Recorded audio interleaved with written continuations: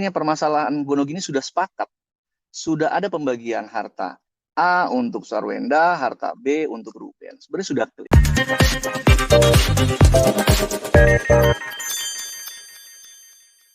Itu yang pertama. Yang kedua, saya mau sampaikan bahwa begini. 2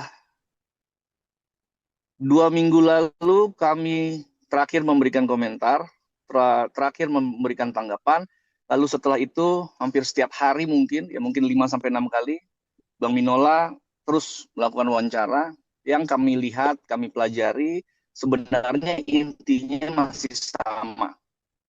Ya.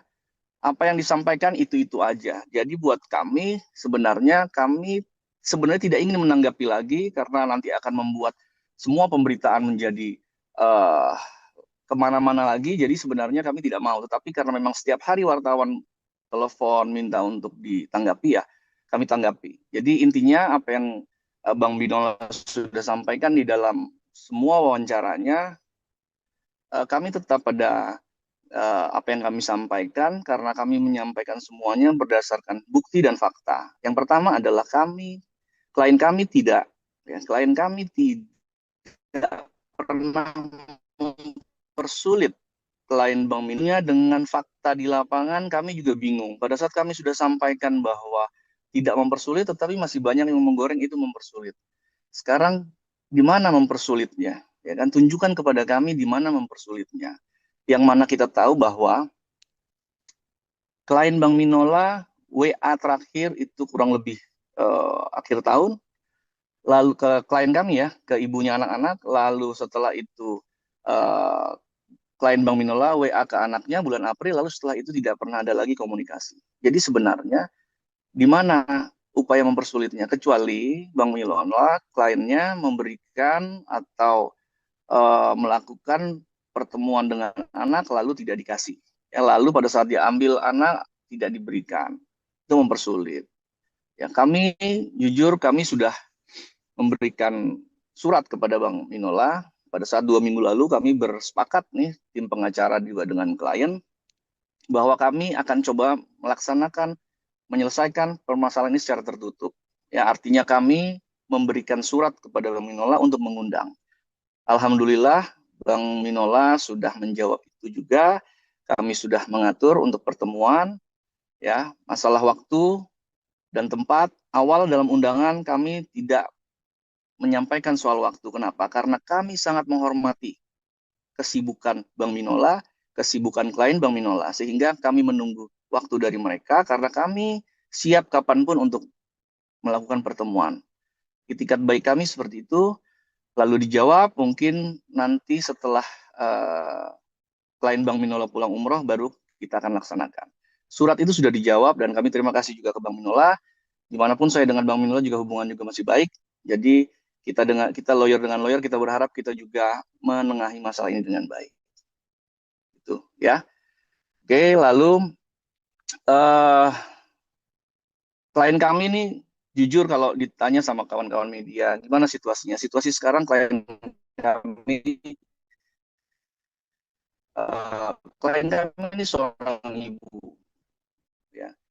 Klien kami dengan semua permasalahannya hanya fokus satu, yaitu tetap pada saat rapat dengan kita, sepenting apapun dia menyempatkan waktu untuk mengangkat telepon dari anaknya. Jadi itulah situasinya. Jadi meskipun banyak masalah yang sedang dihadapi klien kami, tapi untuk anak dia akan all out.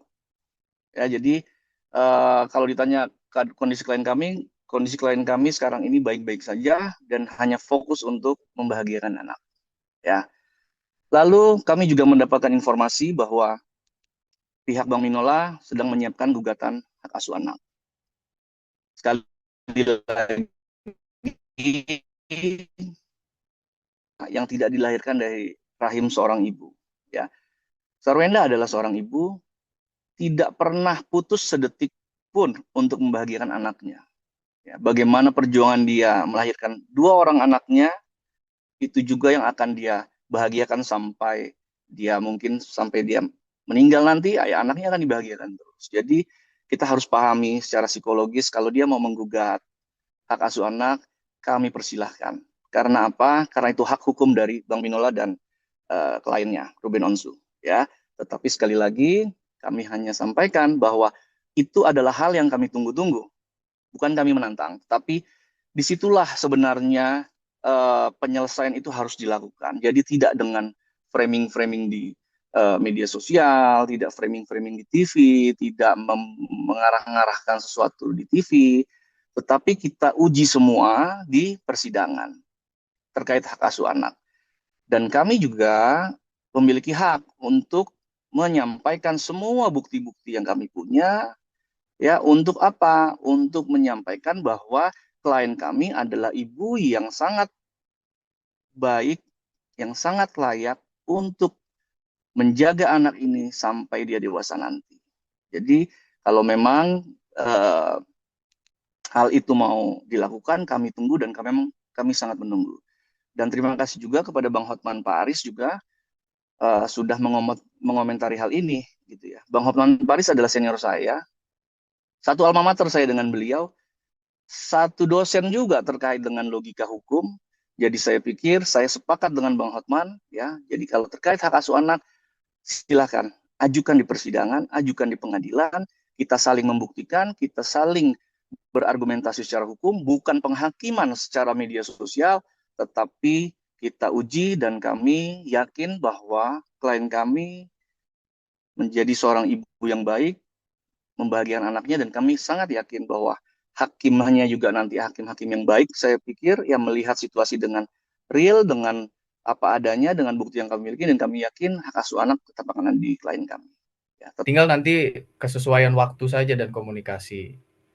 Dan untuk pertemuan akan dilaksanakan, saya sedikit menambahkan tadi apa yang disampaikan Bang Kris, pertemuan akan dilaksanakan bulan Juli, sesuai permintaan dari RO dan Bang Minola begitu ya. Nanti akan dilaksanakan kira-kira tanggal 11 Juli. Namun kami menghimbau kepada seluruh pihak untuk ayo bersama-sama kita menjaga ruang digital yang kondusif. Kenapa? Karena kasihan anak-anak. Anak-anak ini kan sudah tumbuh besar, sudah bersosialisasi dengan teman-temannya di tempat les, di sekolah, dan mereka semua ini bisa membaca berita. Sehingga apa? Sehingga situasi yang demikian kurang baik bagi kehidupan sosial anak-anak dan juga dapat menimbulkan dampak psikis yang kurang baik juga. Sehingga mari kita dukung suasana yang damai demi tumbuh kembang mereka. Dan yang terakhir saya mau sampaikan juga bahwa klien kami pada dasarnya sesuai yang tadi Bang Kris sampaikan, ingin menyelesaikan permasalahan ini secara tertutup dengan bijaksana, dengan kekeluargaan. Itu kenapa kami mengundang untuk suatu pertemuan tanpa harus melibatkan opini publik yang luas dan semakin luas. Dan untuk saat ini juga klien kami lebih memilih untuk fokus bekerja keras, mencari nafkah dan memastikan bahwa les serta sekolah anak-anak itu tetap berjalan dengan normal. Itu saja yang mau saya tambahkan.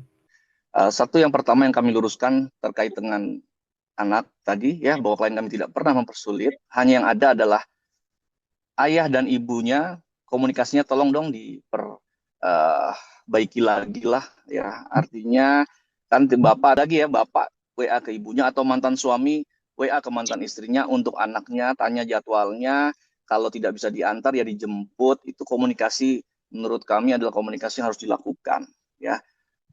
Tidak habis itu menghilang, tidak di kemana-mana, tiba-tiba sekali lagi dibilang mempersulit. Janganlah, ya, kasihan anak-anak, kasihan, ya. Jadi konsumsi publik begini juga kurang baik, dan kami juga pastikan kami akan lakukan ini semua tertutup nanti ke depan, supaya apa? Demi kepentingan anak. Sekali lagi demi kepentingan anak. Kalau kita memang mau membuka semua ya dengan lembaga yang pas, ya, tidak lagi di media sosial, ya. Sekali lagi tidak ada yang namanya mantan ibu, tidak ada yang namanya mantan ayah. Semua dimanapun adalah Ruben seorang ayahnya dari anak-anak, Sarwendah ibu dari anak-anak. Ya, mantan suami ada, mantan istri ada. Jadi sekali lagi itu juga mengklarifikasi saya terkait dengan sempat video saya dipotong oleh klien Bang Minola. Ya, padahal di dalam frame pada saat saya menyampaikan sudah saya klarifikasi juga bahwa tidak ada mantan ibu, tidak ada mantan ayah. Ya, lalu masih dipotong bahwa mantan ayah, ya. Saya pikir saya sebagai seorang Muslim, ya saya maafkanlah. Saya tahu saya berprasangka baik saja. Saya tidak mau suuzon, ya.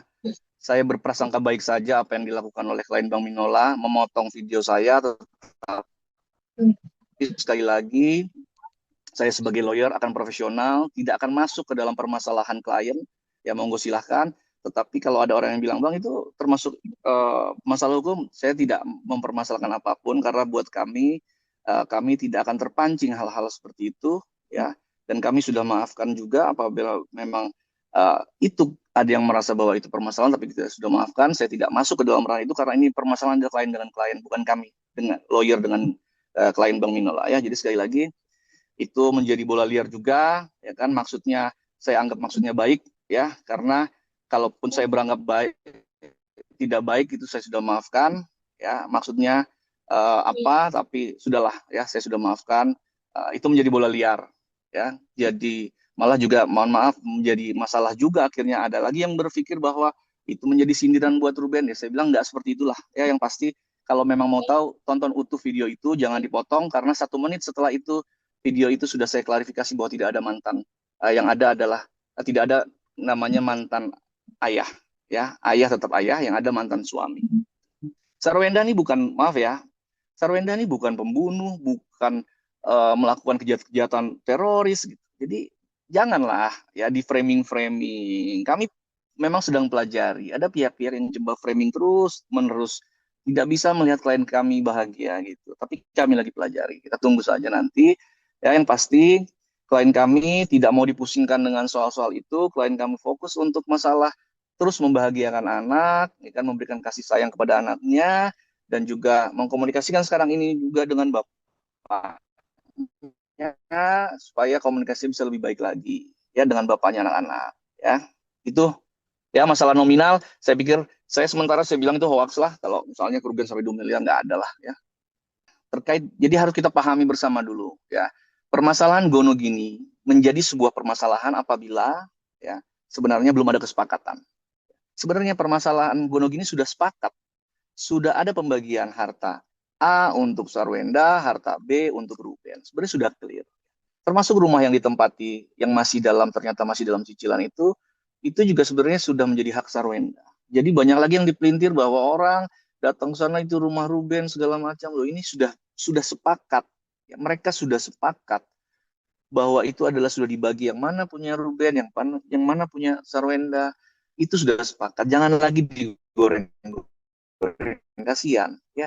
Dan sekali lagi saya ingatkan, Sarwenda berkali-kali bahwa semua aset yang dia dapat hanya untuk anak. Dan dia pastikan kepada saya, semuanya untuk anak.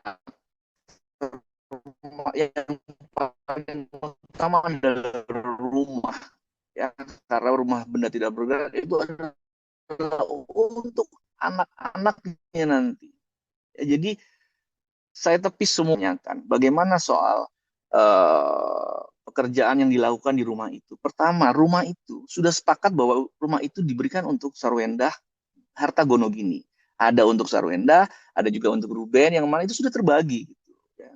Masa kita sudah diberikan terus kita masih dipelintir lagi nih punya orang itu kan nggak pas. Lalu apa yang dilakukan terhadap rumah yang ditempati kan sebenarnya kewenangannya klien kami, ya. Kenapa klien kami menggunakan itu sebagai tempat kerja? Nah, itu yang menjawab tadi, supaya anaknya sewaktu-waktu kangen dengan ibunya tidak perlu diantar ke ruang studio tempat lain, daerah. Langsung di rumah itu melihat ibunya, oh lagi kerja, datang, senang dong. Anaknya juga bisa setiap hari ketemu ibunya juga merasa tenang di rumah itu gitu. Jadi dipelintir, jangan dipelintir seakan-akan bahwa wah anak itu menjadi apa namanya dijadikan senjata untuk menaikkan rating. Tidak.